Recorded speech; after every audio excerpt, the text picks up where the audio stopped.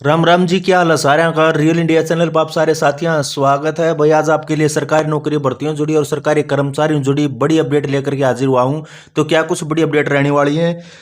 Update विस्तार से जानने के लिए वीडियो को शुरू से अंत तक जरूर देखिएगा और वीडियो को ज्यादा से ज्यादा साथियों तक शेयर जरूर कीजिएगा ताकि सभी साथियों को अपडेट मिल सके। तो चलिए साथियों शुरू कर लेते हैं बिना टाइम वेस्ट किए वीडियो। तो साथियों, आज के जो दैनिक सवेरा टाइम्स न्यूज़पेपर है उसमें जो है दोनों न्यूज जो है लगी हैं और उसमें विस्तार से बताया गया है। सीटी को लेकर बताया गया है, एमपीएसडब्ल्यू भर्ती को लेकर बताया गया है और कर्मचारियों को लेकर बताया गया है।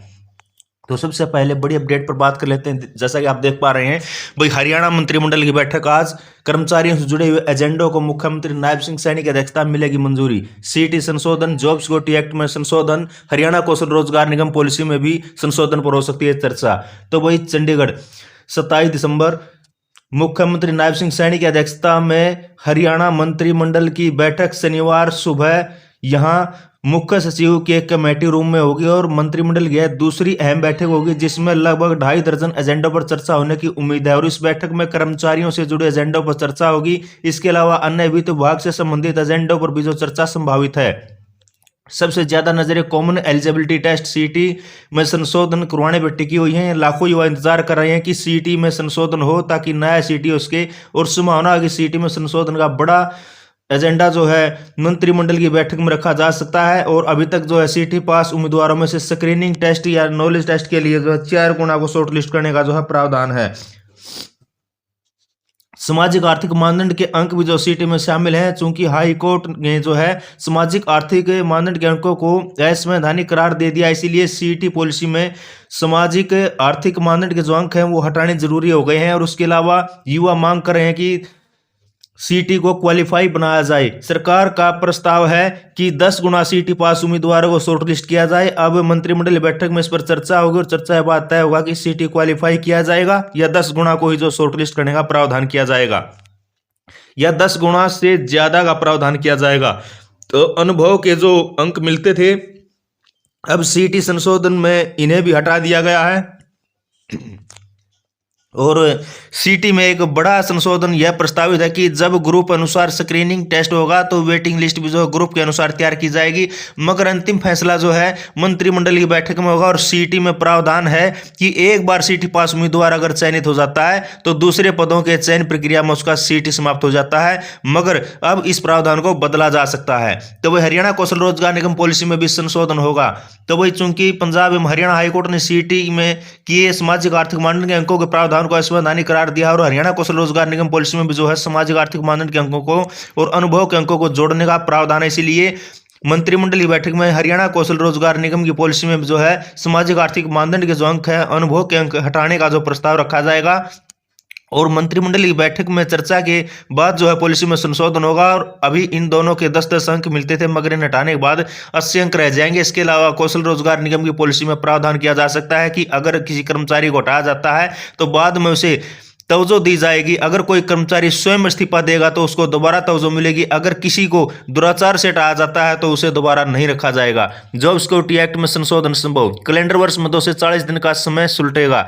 भाई हरियाणा विधानसभा में जॉब सिक्योरिटी विधेयक पारित हुआ था और राज्यपाल की मंजूरी के बाद यह अधिसूचित भी हो गया है। इसमें प्रावधान किया गया है कि 14 अगस्त 2024 तक 5 साल या उससे ज्यादा सर्विस लगे अस्थायी कर्मचारी को जॉब सिक्योरिटी दी जाएगी। और उसमें भी प्रावधान किया जाएगा कि एक कैलेंडर वर्ष में कम से कम 2 से 40 कार्य दिवस होने चाहिए। और इस वजह से कई कर्मचारियों को जॉब सिक्योरिटी नहीं मिल पा रही है क्योंकि 2019 में भी जो है 14 अगस्त तक 2 से 40 दिन बनते हैं और 2024 में जो 14 अगस्त तक जो है 2 से 40 दिन नहीं बनते हैं या किसी के जो है 2 से 40 दिन पूरे होने से 2 दिन कम पड़ते हैं। तो कैलेंडर वर्ष 1 जनवरी से 31 दिसंबर तक होता है। इसलिए जो है मंत्रिमंडल की बैठक में संशोधन प्रस्ताव रखा जाएगा कि कैलेंडर वर्ष को उस दिन से शुरू माना जाए जिस दिन से कोई कर्मचारी सर्विस में आया है। उदाहरण के तौर पर अगर कोई जो कर्मचारी 14 अगस्त 2019 को सर्विस में आया है तो उसके एक साल में जो है 2 से 40 कार्य दिवस 14 अगस्त 2020 तक एक वर्ष में जो है गिने जाएंगे।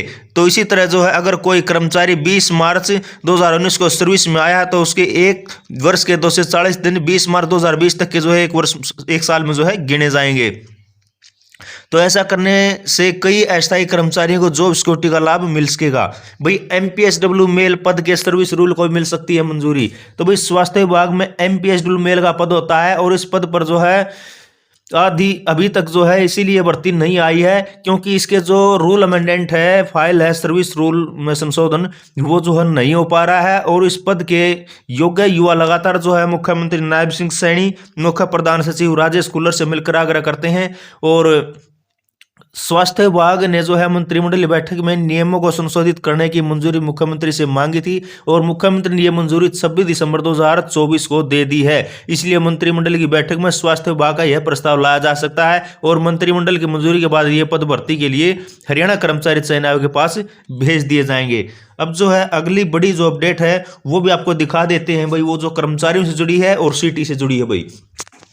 तो ये आप देख सकते हैं भाई, हरियाणा सरकार का बड़ा फैसला, नवचयनित ग्रुप डी कर्मचारियों को विभागों में दी नियुक्ति और 5 साल से कम सर्विस वाले कच्चे कर्मचारी हटेंगे। तो वही जो कच्चे कर्मचारी हुए, बड़ा झटका जो सरकार की तरफ से दिया गया है। अगर पद रिक्त नहीं हुए तो पहले आए अस्थायी कर्मचारी पहले हटेंगे। और मुख्य सचिव विवेक जोशी ने जारी किए निर्देश, सभी कर्मचारियों को ज्वाइनिंग कराने के लिए कहा। तो हरियाणा सरकार ने बड़ा फैसला किया है कि नवचयनित ग्रुप डी कर्मचारियों को विभागों में ज्वाइनिंग के आदेश दिए हैं और साथ में 5 साल से कम सेवा वाले कच्चे कर्मचारियों को हटाने का फैसला लिया है। अगर पद रिक्त नहीं हुए तो कच्चे कर्मचारी पहले आए हैं पहले वे हटेंगे। और मुख्य सचिव विवेक जोशी ने सभी प्रशासनिक सचिवों, विभागाध्यक्षों, मंडल आयुक्तों, जिला उपायुक्तों 27 दिसंबर 2024 को निर्देश जारी कर दिए हैं। अधीक्षक कॉमन कैडर ने भेजे पत्र में लिखा है कि मुझे आपका ध्यान संबंधित विषय की ओर आकर्षित करने का तथा यह करने का निर्देश हुआ है कि विज्ञापन संख्या 1/2023 के तहत एचएसएससी द्वारा अनुशंसित नवनियुक्त ग्रुप डी कर्मचारी संबंधित मंडल आयुक्त कार्यालय, उपायुक्त कार्यालय पंचकूला में कार्यरत थे और आगामी नियुक्ति आदेशों की प्रतीक्षा कर रहे थे। निदेशक मानव संसाधन विभाग हरियाणा ने 24 दिसंबर 2024 को उनके नियुक्ति आदेश जारी कर दिए हैं। निदेशक HRD द्वारा जो है विभागवार सूची सभी विभागाध्यक्षों को मेल द्वारा भेज दी गई। ये ग्रुप डी कर्मचारी अपनी आगामी नियुक्ति या पद स्थापना के लिए विभागाध्यक्ष द्वारा नामित संबंधित नोडल अधिकारी को रिपोर्ट पेश करेंगे। तो वही इस तरह से दी जाएगी नियुक्ति, इस तरह हटेंगे पुराने अस्थायी कर्मचारी। अधीक्षक ने पत्र में लिखा कि ग्रुप डी कर्मचारियों की नियुक्ति में पद स्थापना के संबंध में निम्नलिखित निर्णय लिया गया है।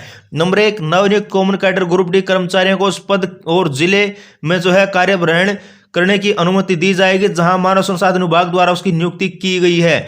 निदेशक मानव संसाधन विभाग हरियाणा द्वारा विभागवार व जिलावार सूची सभी विभागाध्यक्षों को ईमेल द्वारा भेज दी गई है। यदि पद पर पहले से ही आउटसोर्सिंग नीति भाग 2 के तहत लगे ग्रुप डी के स्तर के अनुबंधित कर्मचारी या चयन कर्मचारी के माध्यम से तैनात लेवल 1 कर्मचारी है, अन्यथा किसी ऐसे अनुबंधित कर्मचारी का कब्जा है जो हरियाणा सरकार के अधीन किसी भी संगठन में जो है 15 अगस्त 2019 से पहले शुरू होने लगा था, तो ऐसे कर्मचारी को जो कार्य मुक्त नहीं किया जाएगा और उसका मामला जो है हरियाणा अनुबंधित कर्मचारी सेवा की सुरक्षा अधिनियम 2024 के तहत सेवा की सुरक्षा का लाभ देने के लिए संबंधित विभाग द्वारा प्रोसेस किया जाएगा। यदि सामान्य कैडर के नव तैनात ग्रुप डी कर्मचारी में शामिल होने और हरियाणा अनुबंधित कर्मचारी सेवा की सुरक्षा अधिनियम 2024 के तहत सेवा की सुरक्षा का लाभ प्राप्त करने वाले सभी अनुबंधित कर्मचारियों समायोजन के बाद जिला स्तर पर एक पद उपलब्ध नहीं है तो HKRNL के माध्यम से शुरू में लगे जो अनुबंधित कर्मचारियों को पहले आओ पहले पाओ सिद्धांत को लागू करके कार्य मुक्त किया जाएगा। अर्थात सबसे अधिक अवधि तक लगे अनुबंधित कर्मचारी को सबसे पहले कार्य मुक्त किया जाएगा। और सभी विभागों को यह भी सूचित किया जाता है कि सभी नव पदस्थापित ग्रुप डी कर्मचारियों कार्यभार ग्रहण करने के समय जो दिनांक 10/12/2024 के सम संख्यक अनुदेशों का कड़ाई से अनुपालन किया जाए। और यह भी सूचित किया जाता है कि उपरोक्त ग्रुप डी कर्मचारियों की ज्वाइनिंग संबंधित जानकारी अपलोड करने के लिए एक पोर्टल विकसित किया है और इसीलिए यह अनुरोध किया जाता है कि विभाग स्तर पर एक नोडल अधिकारी को नामित किया जाए जो दैनिक आधार पर उक्त पोर्टल पर कॉमन कैडर ग्रुप डी कर्मचारियों को समेकित ज्वाइनिंग रिपोर्ट अपलोड करे। ये निर्देश तत्काल प्रभाव से लागू होंगे और कृपया इन निर्देशों को सभी संबंधितों के ध्यान में लाया जाए ताकि इनका सख्ती से पालन किया जा सके। और वही सीटी की तैयारियों के लिए आयोग ने की मीटिंग। भाई हरियाणा कर्मचारी चयन आयोग ने शुक्रवार को मीटिंग कर सीटी आयोजित करने के लिए चर्चा की। प्रारंभिक तौर पर कितने लाख युवा पंजीकरण करा सकते हैं, अगर HSSC को सीटी आयोजित कराना पड़ा तो कितने एग्जाम सेंटर की आवश्यकता होगी, किस तरह की आवश्यकता होगी, इन सभी बिंदुओं पर मंथन हुआ है। और आयोग को सीटी आयोजित कराना चाहता है चाहे खुद आयोजित करे या NTA या किसी अन्य एजेंसी से कराया जाए। वन टाइम रजिस्ट्रेशन भी कराना होगा। उम्मीद है कि ग्रुप सी के लिए जो 14 से 15 लाख युवा जो पंजीकरण करा सकेंगे, जबकि ग्रुप डी के लिए 15 से 16 लाख युवा पंजीकरण करा सकते हैं। तो ये वही जो है कर्मचारियों जुड़ी और सरकारी नौकरी भर्तियों जुड़ी, एमपीएसडब्ल्यू भर्ती जुड़ी बड़ी अपडेट थी। वीडियो अगर आपको पसंद आए तो वीडियो को लाइक करें, कमेंट करें और वीडियो को भी शेयर जरूर कर दें। और जो साथी भाई चैनल पर नया आता है तो चैनल को सब्सक्राइब जरूर कर ले, अपने साथियों से चैनल को सब्सक्राइब जरूर करवाए, ताकि जो इसी तरह से आपको सरकारी नौकरी भर्तियों जुड़ी, सरकारी कर्मचारियों जुड़ी और जो अन्य भी बड़ी अपडेट है वो भी आपको मिलती रहे। तो चलिए साथियों, फिर मिलते हैं एक नई लेटेस्ट अपडेट के साथ। इसी के साथ जय हिंद, जय भारत।